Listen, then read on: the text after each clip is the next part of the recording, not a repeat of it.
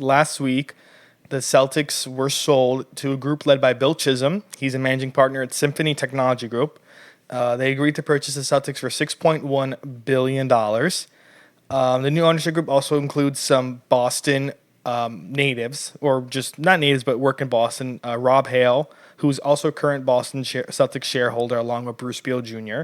So the current owners, as of right now, Boston Basketball Partners, LLC, a group led by co-owners Wick Grusbeck and Steve Pagliuca. They bought the team for $360 million back in 2002.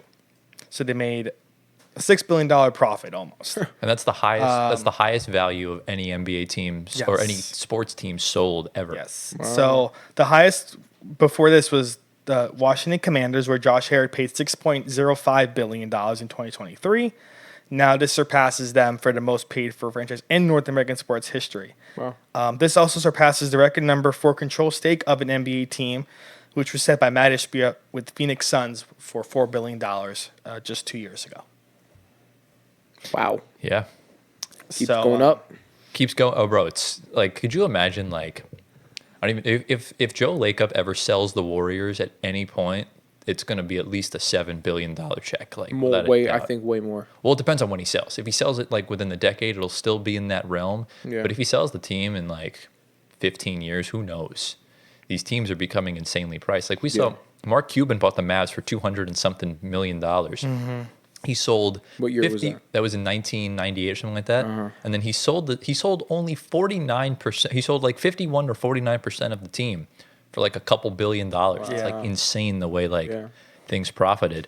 Wow. Yeah. Also, like the fact that the Commanders were the most like valued team like that were bought for is weird because the Commanders aren't in a big city. No, it's because it's the NFL, though. Yeah. NFL teams are worth more than NBA teams. That's just a fact. Yeah. So. Yeah, but I guess that this brings in a lot of new money for Boston, more than they already have. But we'll see what happens. You know, they're obviously in the playoff. Not hunt. They're the second seed, so they'll be in the playoffs. They could look to repeat.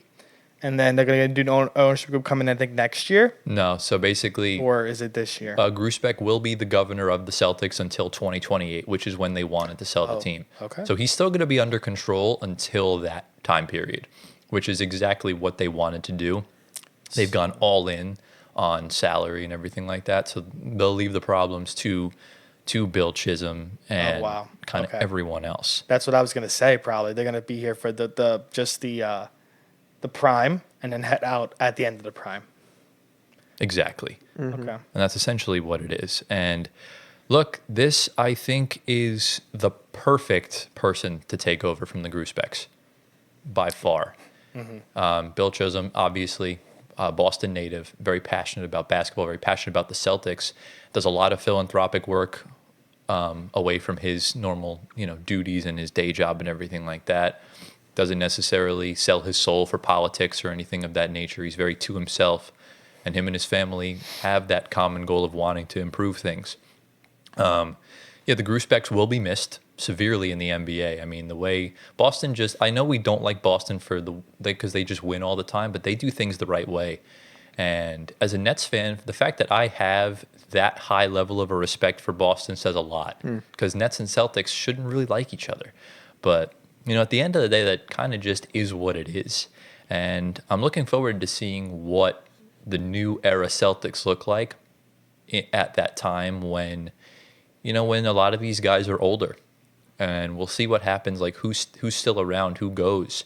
And do they make a big splash when they take over? Do they not? Like, that's what we're all waiting to see. Is there going to be a rebrand? Are they going to just keep the same thing? I'm expecting the rebrand to be like the first thing they do. I don't know, because it's the Celtics. They're one of the old school. I mean, updated logo. I don't think you need to update Lucky. We'll make it more modernized. That's kind of, I think, the big thing. I don't know. I think Boston's one of the. I'm not a nostalgic guy, but Boston's one of those teams where you should keep the nostalgia. Mm-hmm. Okay. What do you think, Gio, about this whole situation? I mean, they might change like a slight shade of the color or something like that. Something minor. But that's nothing crazy. They're going to keep the same. Yeah. Maybe TD Garden renovations, maybe something like that. They're not going to move. So It's not like you got to build a whole new arena. Yeah, They're no. perfectly good. They're They're taking over just to make that rebuild somewhat, Yeah. I guess, plausible and feasible for the fans to somewhat enjoy, I guess, past their prime. Right. What are your thoughts on the new ownership with this, Gio? I got no thoughts. I think it's cool. I don't really, me myself, I don't really get into the owners. I don't really care that much That's about fair. the owners personally. Okay. But, you know, I more so when it comes to coaches and GMs, that's when it really matters to me. Right. But I mean, they seem cool based on what you guys said. Right. I mean, That's I all think could say. my counterpoint to your argument is that ownership is super important. Oh, well, yeah. Because, It's well, important. not even so much of that. It's because ownership decided the fate of Luka Doncic. Yeah. Because Mark Cuban was never going to trade him. Right. But obviously, when Patrick Dumont came in, then, you know, they had the same mindset as Nico Harrison. Whereas, you know, that's just what it is. Like, Bill Chisholm can come in and keep building this thing, or he can come in and trade Jason Tatum away. We don't know. Exactly. I like owners that stay out of the way. Yeah. I like Yeah. owners that hire the GM to do their job and not try to do the job of the GM. Yeah. So if that's what these guys do, I'm all for it. That's pretty much what the Groospecks do. Okay. And I think that's why guys like Danny Ainge, and we're seeing this with Brad Stevens now. I mean, Brad Stevens is one hell of a GM. Yeah. And they let them do their thing. Steve Ballmer does the same thing with Lawrence Frank. Right. Because I'm sure Steve Ballmer would have gotten himself involved to keep Paul George. But Lawrence Frank did what he had to do. He looked stupid when it happened, but, you know, just like Norman Powell said, addition by subtraction, you guys will see. And look, I predicted the Clippers to finish 14th in the West this season, and right now they're in the 8th spot, playing for a playoff spot. Crazy. Which is insane. So Exactly. it's crazy. But, yeah, the Celtics, I don't really think they'll feel this change that much. No.